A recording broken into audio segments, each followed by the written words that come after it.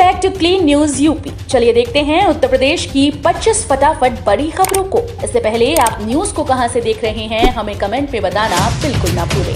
साथ ही हमारे Facebook page को भी फॉलो करें। फेसबुक पेज का लिंक डिस्क्रिप्शन में दिया गया है। अमेरिका से यूपी में बड़े निवेश की तैयारी, सीएम योगी से मिला प्रतिनिधिमंडल। यूपी में अमेरिका कंपनीज बड़े निवेश की तैयारी कर रही हैं। अगले साल होने वाले ग्लोबल समिट में भी यूएसए की कई कंपनीज की भागीदारी होने जा रही है। उत्तर प्रदेश को औद्योगिक निवेश का ग्लोबल हब बनाने के लिए जारी कोशिशों के बीच मंगलवार को US India strategic partnership forum के प्रतिनिधिमंडल ने मुख्यमंत्री योगी आदित्यनाथ से भेंट की। एमपी के बाद अब यूपी में भी होगा हिंदी में एमबीबीएस की पढ़ाई। मध्य प्रदेश के बाद अब यूपी में भी एमबीबीएस की पढ़ाई हिंदी में शुरू की जा सकती है। सीएम योगी आदित्यनाथ ने इस मामले में दिलचस्पी दिखाई। यूपी के चिकित्सा शिक्षा विभाग बीते कई महीनों से इस विषय पर काम कर रहा है। हिंदी में पढ़ाई के लिए किताबों को लेकर विचार किया जा रहा है। वहीं दूसरी ओर नई किताबों को तैयार करने की बात भी कही जा रही है। साथ ही एमपी में एमबीबीएस की पढ़ाई के लिए लॉन्च किए गए किताबों को भी यूपी में यूज करने की बात कही जा रही है। हालांकि कुछ विषयों पर यहां हिंदी में किताबें लिखी जा चुकी हैं। विभाग उनकी गुणवत्ता को टेस्ट करेगा। दिवाली पर यूपी रोडवेज का ऐलान, लगातार 10 दिन बस चलाओ, 4000 का इनाम पाओ। दिवाली और छठ पूजा के मद्देनजर रोडवेज प्रबंधन ने कंडक्टर, ड्राइवर्स और कार्यशाला में तैनात स्टाफ के लिए इनामी योजना लागू की है। 22 से 31 अक्टूबर तक यानी 10 दिन तक लगातार बस चलाने वाले कंडक्टर और ड्राइवर को 4000 रुपए का नकद पुरस्कार दिया जाएगा। 9 दिन पर 3150 रुपए मिलेंगे। हालांकि ये लाभ उन्हीं को मिलेगा जो रोज 300 किलोमीटर या इससे ज्यादा की दूरी तय करेगा। घर घर जाकर आशाएं बनाएंगी आयुष्मान कार्ड। आयुष्मान भारत योजना के तहत आशा कार्यकर्ताओं ने लाभार्थियों के घर घर जाकर आयुष्मान कार्ड बनाने का काम शुरू हो गया। आयुष्मान कार्ड बनाने के लिए उनके फोन में एप्लीकेशन डाउनलोड करवाकर प्रशिक्षित किया गया है। योजना के तहत 5 लाख तक का फ्री इलाज की सुविधा दिए जाने के लिए अयोध्या के 2,49,274 परिवारों को चयनित किया गया। इसके प्रत्येक सदस्य का गोल्डन कार्ड बनाया जाएगा। अब तक 3,72,757 लोगों का आयुष्मान कार्ड बनाया जा चुका है। किसानों को योगी सरकार ने दी बड़ी राहत। फसल बर्बाद होने पर अब मदद के लिए डेडलाइन तय। भारी बारिश और अन्य आपदा से परेशान किसानों को योगी सरकार ने राहत दे दी है। सरकार की ओर से कमेटी बनाकर किसानों के नुकसान का सर्वे और उसकी क्षतिपूर्ति की कार्यवाही तो पहले से ही चल रही थी। अब सरकार ने प्रधानमंत्री फसल बीमा योजना के तहत मुआवजा देने, बीमा कवर प्रदान करने के लिए डेडलाइन तय की। बीमा कंपनीज को अब किसान के क्लेम आवेदन के बाद अभी कार्रवाई पूरी करते हुए अधिकतम 30 दिन में तात्कालिक सहायता राशि या संपूर्ण बीमित राशि मुहैया करानी होगी। अमेठी की 10,000 महिलाओं के लिए स्मृति ईरानी ने भेजा दिवाली गिफ्ट। केंद्रीय मंत्री और अमेठी सांसद स्मृति ईरानी ने अमेठी की 10,000 महिलाओं को दिवाली गिफ्ट भेज दिया है। मंगलवार को केंद्रीय मंत्री के प्रतिनिधि विजय गुप्ता 10,000 साड़ियों, दिया और धूपबत्ती की खेप लेकर अमेठी पहुंचे। आज बुधवार को उन्होंने इसे उत्थान सेवा संस्थान के साथ ही भाजपा युवा मोर्चा, किसान मोर्चा और महिला मोर्चा के सुपुर्द किया। इनके माध्यम से पूरे लोकसभा क्षेत्र में जरूरतमंद परिवारों को वितरित किया जाएगा। स्मार्ट शहरों की तरह स्मार्ट होंगे गांव, ऐसे महायोजना से बदल जाएगी यूपी के गांव की सूरत। उप मुख्यमंत्री केशव प्रसाद मौर्य ने कहा कि स्मार्ट सिटी की तर्ज पर स्मार्ट गांव विकसित किए जाएंगे। ग्राम्य विकास के अधिकारी और जनप्रतिनिधि मिलकर ये अभिनव काम प्रदेश में करेंगे। उन्होंने कहा कि मनरेगा गरीबों के जीवन में बड़ा परिवर्तन लाने का सबसे अच्छा माध्यम है। गांव के विकास की महायोजना बनाई जाएगी। उप मुख्यमंत्री ने उपरोक्त बातें सोमवार को पंचायती राज प्रशिक्षण संस्थान अलीगंज में आयोजित मनरेगा में मैनेजमेंट इंफॉर्मेशन सिस्टम से संबंधित 4 दिवसीय प्रशिक्षण कार्यक्रम के शुभारंभ के अवसर पर कही। यूपी में इन जिलों में मक्का और बाजरा की खरीद शुरू। उत्तर प्रदेश में मक्का और बाजरा की खरीद 15 अक्टूबर से शुरू हो गई। मक्के का 1,962 प्रति क्विंटल और बाजरा का समर्थन मूल्य 2,350 रुपए प्रति क्विंटल निर्धारित किया गया। बुलंदशहर, हापुड़, बदायूं, अलीगढ़, एटा, कासगंज, फिरोजाबाद, मैनपुरी, हरदोई, उन्नाव, कानपुर नगर, कानपुर देहात, कन्नौज, फर्रुखाबाद, इटावा, गोंडा, बहराइच, श्रावस्ती, बलिया, जौनपुर, देवरिया, सोनभद्र और ललितपुर में मक्के की खरीदी हो रही है। लखनऊ, गाजियाबाद, प्रयागराज में कूड़े से बनेगी सीएनजी, दूर होगी गंदगी, रोजगार भी। राजधानी के 4 बड़े शहरों में कूड़े से सीएनजी बनाई जाएगी। लखनऊ, गाजियाबाद, प्रयागराज में प्लांट लगाने की मंजूरी मिल गई है, जबकि गोरखपुर भी कतार में है। इन शहरों में पीपीपी मॉडल पर सीएनजी प्लांट बनेंगे। इसमें रोजाना 34,000 किलो सीएनजी बनेगी। इन्हें बनाने में रोजाना करीब 1,000 टन कचरे का इस्तेमाल होगा। शासन की कमेटी ऑफ सेक्रेटरीज ने इसकी मंजूरी दे दी है। राज्य निदेशक स्वच्छ भारत मिशन नेहा शर्मा ने इस मिशन में संबंध में आदेश जारी कर दिया है। विधवा पेंशन योजना के लिए करें अप्लाई। उत्तर प्रदेश सरकार विधवा महिलाओं की मदद के लिए महिला विधवा पेंशन स्कीम चलाती है। इस योजना का लाभ केवल उन्हीं विधवा महिलाओं को मिलता है जो गरीबी रेखा से नीचे हो। विधवा पेंशन का लाभ 18 साल से अधिक की उम्र की महिलाओं को सालाना 6,000 रुपए मिलता है। यूपी सरकार विधवा महिलाओं का जीवन यापन अच्छे तरीके से चल सके, इसके लिए हर महीने 500 रुपए देती है। इसके लिए विधवा महिलाएं आवेदन कर सकती हैं। कार्ड धारकों को दिवाली से पहले राशन के साथ मिलेगी चीनी भी। प्रधानमंत्री गरीब अन्न कल्याण योजना के अंतर्गत अंत्योदय व पात्र गृहस्थी कार्ड धारकों को अगस्त का राशन का वितरण 20 से 31 अक्टूबर के बीच किया जाएगा। इसके अलावा अंत्योदय कार्ड धारकों को जुलाई, अगस्त व सितंबर की चीनी 18 रुपए प्रति किलो की दर से की जाएगी। इस संबंध में खाद्य आयुक्त सौरभ बाबू ने आदेश जारी कर दिया। यूपी में लोगों को सस्ते मकान का मिलेगा तोहफा, इतने प्रतिशत की छूट। उत्तर प्रदेश आवास विकास परिषद की बोर्ड बैठक 31 अक्टूबर को होगी। बोर्ड की बैठक में फैसला हुआ तो प्रदेश के लोगों को सस्ते मकान का तोहफा मिलेगा। आवास विकास के प्रदेश में करीब 10,000 फ्लैट खाली हैं। कीमत अधिक होने की वजह से इनके ग्राहक नहीं मिल रहे।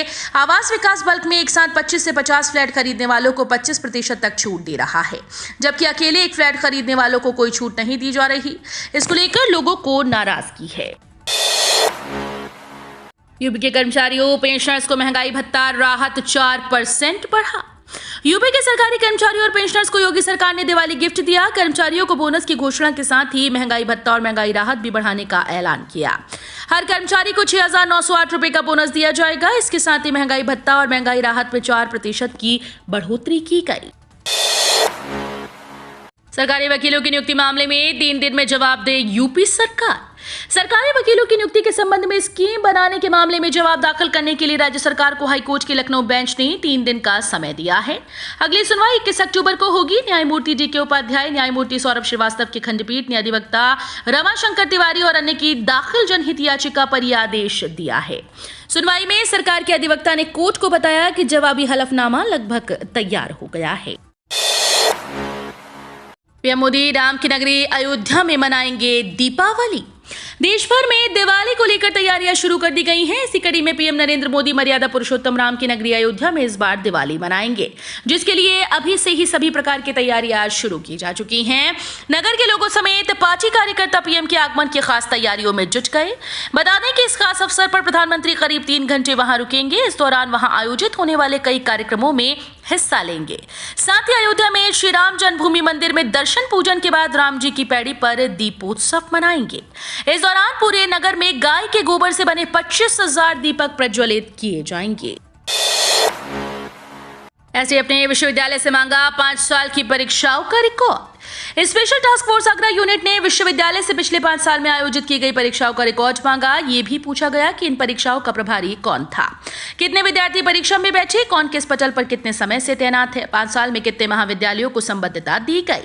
BAMS कॉपी कांड की गूंज लखनऊ तक पहुंची थी। मुख्यमंत्री योगी आदित्यनाथ के निर्देश पर प्रकरण की जांच STF को सौंपी गई थी। किसानों को बड़ा तोहफा, रबी की 6 फसलों की MSP में वृद्धि। केंद्रीय मंत्री अनुराग ठाकुर ने बताया कि गेहूं, मसूर, जौ, चना समेत रबी की अन्य फसलों का न्यूनतम समर्थन मूल्य बढ़ाया गया। सरसों की MSP में 400 रुपए प्रति क्विंटल, मसूर की MSP में 500 रुपए प्रति क्विंटल और जूट की MSP में 110 रुपए प्रति क्विंटल का इजाफा किया गया है। इसके साथ ही गेहूं पर 110 रुपए, जौ पर 100, चने पर 105 के अलावा राई पर 400 रुपए प्रति क्विंटल और सूरजमुखी पर प्रति क्विंटल में 209 रुपए की वृद्धि हुई। डिफेंस में बड़ी छलांग की तैयारी। देशों को 35,000 करोड़ का एक्सपोर्ट करेगा भारत। भारत ने बीते कुछ सालों में रक्षा क्षेत्र में ऊंची छलांग लगाई और अब आने वाले सालों में इसमें और इजाफा होने की तैयारी है। भारत की ओर से अफ्रीका समेत दुनिया के कई देशों को 35,000 करोड़ रुपए तक के हथियार और ड्रोन आदि बेचे जाने की तैयारी है। डिफेंस एग्जीबिशन से रक्षा मंत्री राजनाथ सिंह ने इन तैयारियों के बारे में जानकारी दी। इस प्रदर्शनी में भारत स्वदेश में बने हथियारों, उभरती तकनीकों पर अपनी रिसर्च और स्वार्म ड्रोन जैसे उपकरणों की ताकत दुनिया को दिखाएगा। इसके अलावा आर्टिफिशियल इंटेलिजेंस के मामले में भी भारत ने बड़ी सफलता हासिल की है। अब भारत की कोशिश है कि इन हथियारों और तकनीकों को हिंद महासागर के देशों और अफ्रीकी मुल्कों को निर्यात किया जाए। पराग दूध 2 रुपए लीटर महंगा, मिठाई के दाम 100 रुपए किलो बढ़े। पराग ने दूध के दाम 2 रुपए प्रति लीटर बढ़ा दिए हैं। पराग गोल्ड दूध अब 61 रुपए प्रति लीटर से बढ़कर 63 रुपए हो गया। नई दरें मंगलवार शाम से लागू हुई। पराग के महाप्रबंधक डॉक्टर मोहन स्वरूप ने बताया कि उत्पादन लागत में वृद्धि के कारण पराग गोल्ड के दाम बढ़ाने का फैसला किया गया है। अन्य ब्रांड के दूध की कीमतों में कोई परिवर्तन नहीं किया। उन्होंने बताया कि शुद्ध देसी घी से निर्मित मिठाइयों के दाम में 100 रुपए प्रति किलो की वृद्धि की गई। यूपी में सरकार और संगठन में बेहतर समन्वय, भाजपा की राष्ट्रीय महामंत्री पुरंदेश्वरी ने की योगी की तारीफ। भाजपा की राष्ट्रीय महामंत्री डी पुरंदेश्वरी ने कहा कि भाजपा की सरकार और संगठन में बेहतर समन्वय है, आगे भी अच्छा रहे इसकी चिंता की गई है। मंगलवार को भाजपा के राज्य मुख्यालय में मीडिया से बातचीत में उन्होंने कहा कि भाजपा का मूल सिद्धांत अंत्योदय है। मोदी सरकार की सभी योजनाओं के केंद्र में इसलिए गरीब ही है। उन्होंने कहा कि यूपी में योगी सरकार ने कानून व्यवस्था को बेहतर करने के लिए शानदार काम किया। यही कारण है कि 80% महिलाओं ने चुनाव में भाजपा का साथ दिया। दिवाली से पहले ही सबसे प्रदूषित शहरों में मेरठ। दिवाली पर आतिशबाजी से पहले ही यूपी का मेरठ देश के सबसे प्रदूषित शहरों में शुमार हो गया। शुष्क मौसम, उड़ती धूल और धुएं से मेरठ में हवा की गुणवत्ता बहुत खराब श्रेणी में पहुंच गई। केंद्रीय प्रदूषण और नियंत्रण बोर्ड की रिपोर्ट में मेरठ देश में सर्वाधिक प्रदूषित शहर रहा। मुजफ्फरनगर प्रदूषित हवा में देश में दूसरे पायदान पर रहा। दोनों शहरों में PM10 और PM2.5 प्रदूषित हवा में मुख्य कारक रहे। इनके लिए धूल और धुआं मुख्य रूप से जिम्मेदार है। बीएसएफ, सीआरपीएफ, आईटीबीपी, एसएसबी के बाद अब सीआईएसएफ के रिटायर्ड कर्मियों के निधन पर मिलेगा ये सम्मान।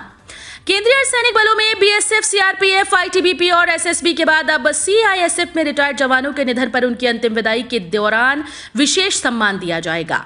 सीआईएसएफ मुख्यालय द्वारा हाल ही में इस बाबत जरूरी दिशा निर्देश जारी कर दिए गए। बल्कि सभी सेक्टर आईजी से कहा गया कि वे अपने अपने कार्यक्षेत्र के अंतर्गत रिटायर्ड जवानों के निधन पर सम्मान देने की व्यवस्था कराएंगे।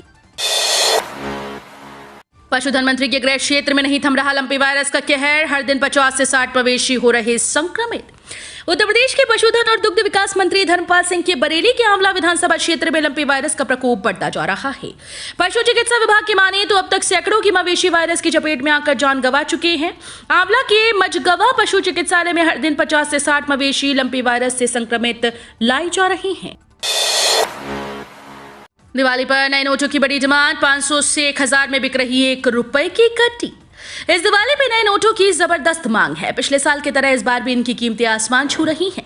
पिछले साल 10 रुपए की गड्डी 1200 से 1500 तक बिकी थी। इस बार ये 1600 रुपए तक पहुंच गई। 1 रुपए की नई गड्डी 500 से 1000 में बिक रही है। ऐसे में नोटों की कालाबाजारी पर लगाम लगाने को रिजर्व बैंक ने नया तरीका निकाला।